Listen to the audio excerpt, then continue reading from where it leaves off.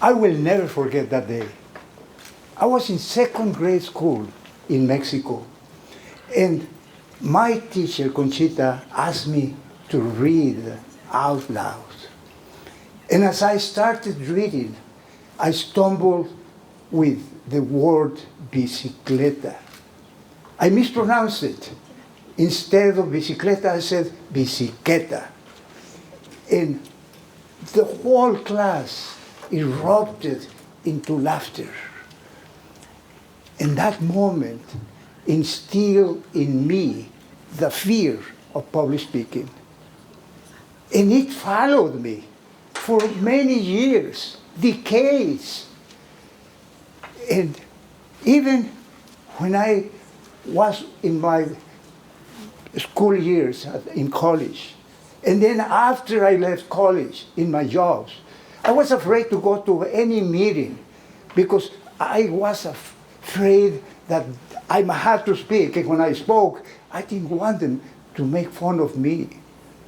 Has that ever happened to you? Well, I decided that enough was enough. And I looked for a way to get rid of that fear, to overcome that fear. And I asked around, and they told me about Toastmasters. I joined Toastmasters immediately after attending for one meeting. And gradually, I was able to get rid of that fear. And I took many workshops, and I hired a few coaches because I wanted to improve my speaking skills. And gradually, as I was able to turn my greatest fear into my greatest passion, which is public speaking. And today, I'm happy to tell you that I became a world-class speaking coach. And lately, where's my book? There it is. Okay. Lately, I authored this book, Empower Your Presentation Skills. Today, you are going to be taking 10 tools from this book. And these tools will allow you to get rid of that, to overcome that fear of public speaking. And also, it will allow you to become a confident speaker. Do you want to become a confident speaker? Yes. Yes. Raise your hands. Great. Okay, well, I commend you for that. Because these tools are going to help you. And I commend you because you have taken the first step, which is basically committing yourself to becoming a competent and confident speaker as well. So let's begin. First, you have to tell me, why do you want to be a confident speaker? What is the reason? Maybe the reason is that you want to get rid of that fear. Or maybe you want to sell your product, your idea, or your message. And those are very good motives, very good whys. And first, we have, as we start our journey, one of the things that is going to happen is that we need to overcome our fear of public speaking. The fear of public speaking is the fear number one. Everybody, at least everybody, is afraid of public speaking. And the fear number two, guess what that is? Anybody? Dying. Death. Death, yes.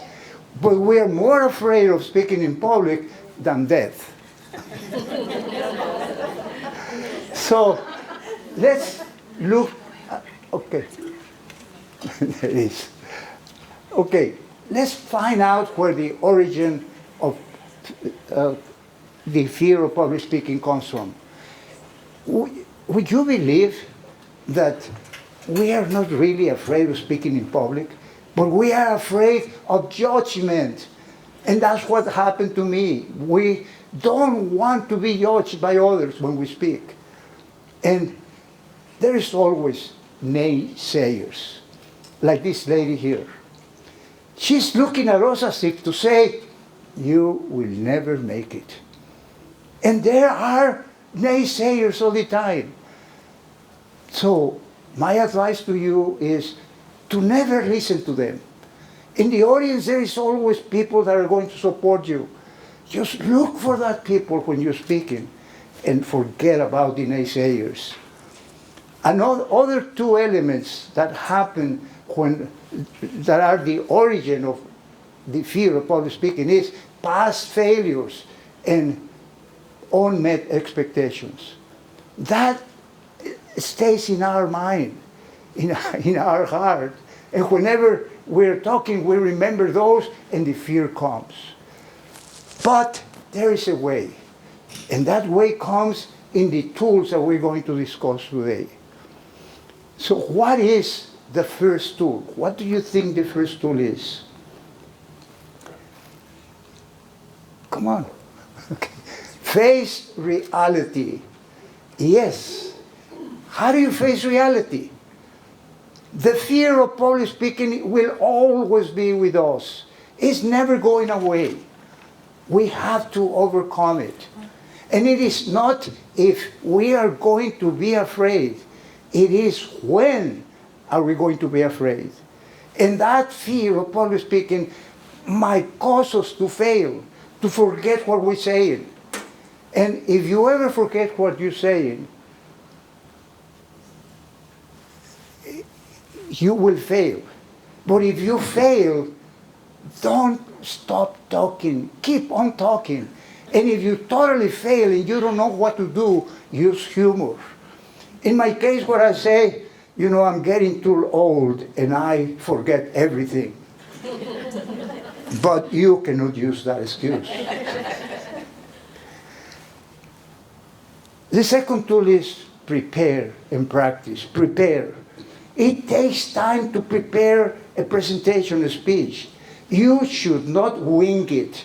If you wing it, you run the risk of not connecting with the audience and forgetting everything. That's why you have to write and rewrite. Write and rewrite. Write this down. Speech is never written. It is rewritten. That's what happens. You won't do it on the first time. You have to do it several times. But then you have to practice. Once you have your speech, then you have to practice. Practice over and over again until you can say your speech the way you want to say it. And until you can master those tools that you want to master. Because precisely when we practice, we master our tools, our speeches. Whoops. Okay, I went ahead. Visualize. That's the third tool. Visualize is the same thing as practice. Imagine yourself standing over here in the podium with all the audience there, happy faces, and you give the speech of your life. You give a flawless speech, and you connect with the audience.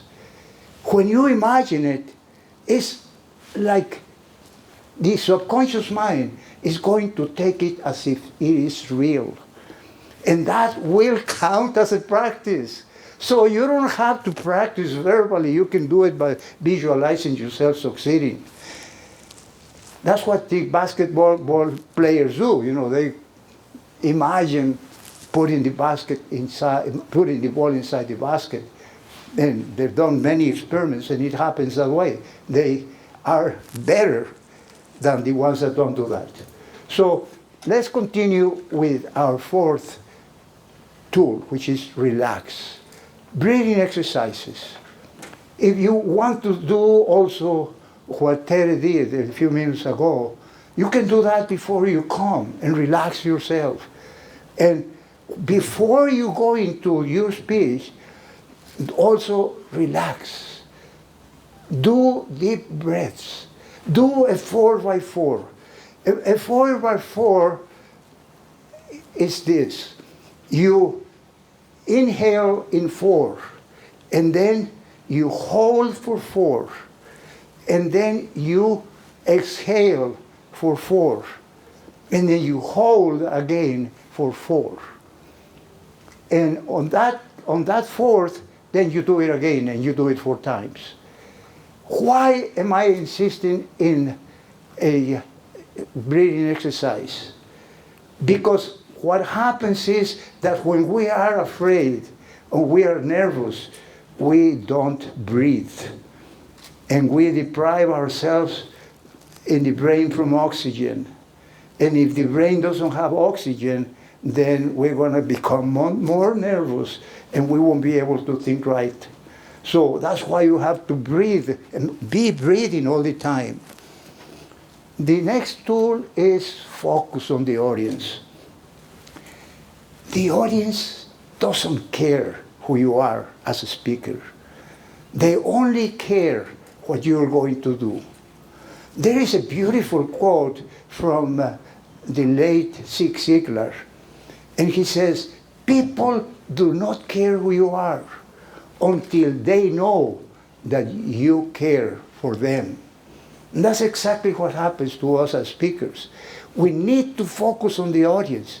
Even if the people do not want to know about us, they want to know about our product, about what they're going to be taking. And it is an amazing responsibility that you're going to be having.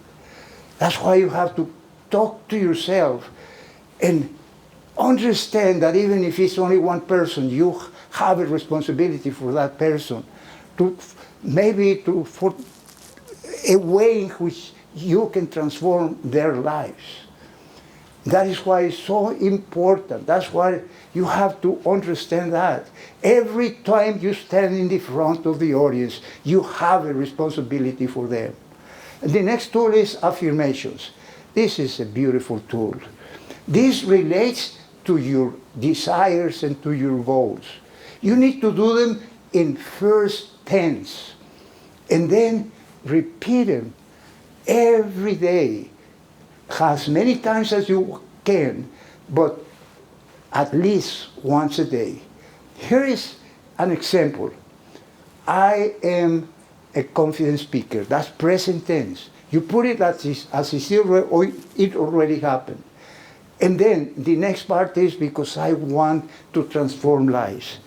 The I am a confident speaker is the goal that you have.